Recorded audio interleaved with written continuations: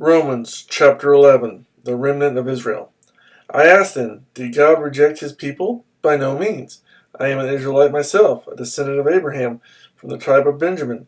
God did not reject his people, whom he foreknew. Don't you know what the scripture says in the passage about Elijah, how he appealed to God against Israel? Lord, they have killed your prophets and torn down your altars. I am the only one left, and they are trying to kill me. And what was God's answer to him? I have reserved for myself 7,000 who have not bowed the knee to Baal. So too, at the present time, there is a remnant chosen by grace. And if by grace, then it is no longer by works. If it were, grace would no longer be grace. What then? What Israel sought so earnestly it did not obtain, but the elect did. The others were hardened, as it is written. God gave them a spirit of stupor, eyes so that they could not see, and ears so that they could not hear, to this very day. And David says, may their table become a snare and a trap, a stumbling block and a retribution for them. May their eyes be darkened so they cannot see, and their backs be bent forever.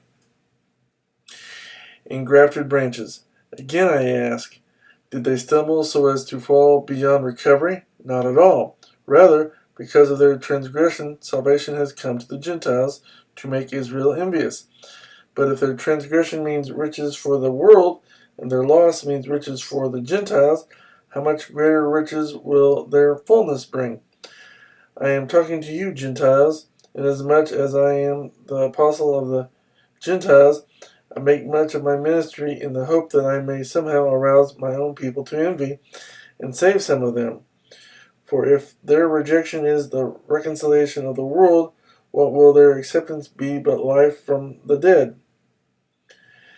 If the part of the dough offered as first fruits is holy, then the whole batch is holy. If the root is holy, so are the branches. If some of the branches have been broken off, and you, though a wild olive shoot, have been grafted in among the others, and now share in the nourishing sap from the olive root, do not boast over those branches. If you do, consider this. You do not support the root, but the root supports you. You will say then, branches were broken off so that I could be grafted in. Granted, but they were broken off because of unbelief, and you stand by faith. Do not be arrogant, but be afraid. For if God did not spare the natural branches, he will not spare you either. Consider therefore the kindness and sternness of God. Sternness to those who fell, but kindness to you, provided that you continue in his kindness. Otherwise you also will be cut off. And if they do not persist in unbelief, they will be grafted in, for God is able to graft them in again. After all, if you were cut out of an olive tree that is wild by nature and contrary to nature were grafted into a cultivated olive tree, how much more readily will these, the natural branches, be grafted into their own olive tree? All Israel will be saved. I do not want you to be ignorant of this mystery, brothers, so that you may not be conceited. Israel has experienced a hardening in part until the full number of the Gentiles has come in, and so all Israel will be saved, as it is written. The deliverer will come from Zion, he will turn godlessness away from Jacob, and this is my covenant with them when I take away their sins.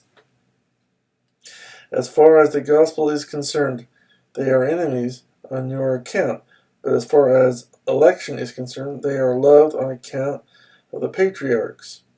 For God's gift and his call are irrevocable, just as you, who were at one time disobedient to God, have now received mercy as a result of their disobedience. So they too have now become disobedient in order that they too may now receive mercy as a result of God's mercy to you.